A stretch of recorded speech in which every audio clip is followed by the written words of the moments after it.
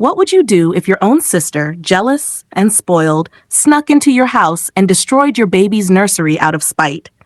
That's exactly what happened to me. But she didn't expect that her childish tantrum would backfire so badly that the whole family turned against her. My name is Sarah. I'm 29, married to my husband Ryan, and we were over the moon when we found out we were expecting our first child. For months, I poured my heart into preparing the nursery.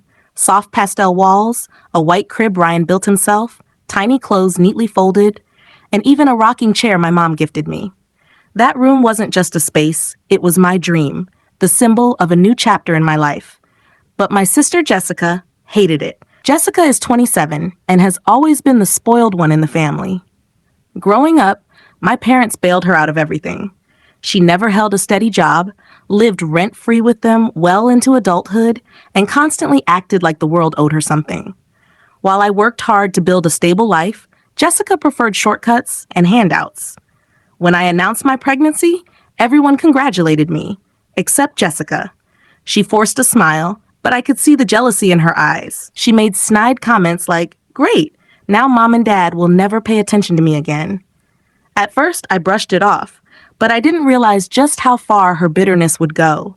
One weekend, Ryan and I went away for a short trip. My parents had a spare key to our house, and apparently Jessica sweet-talked them into lending it to her. She claimed she wanted to drop off a gift. Instead, she let herself in and unleashed havoc.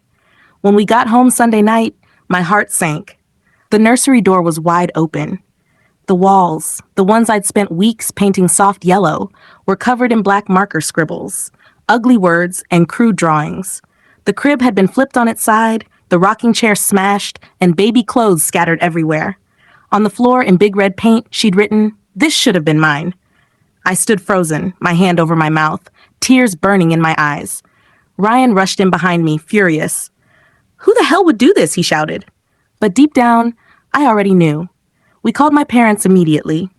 At first, they were horrified, but when Jessica admitted what she'd done, the excuses started. She was just upset. She didn't mean it.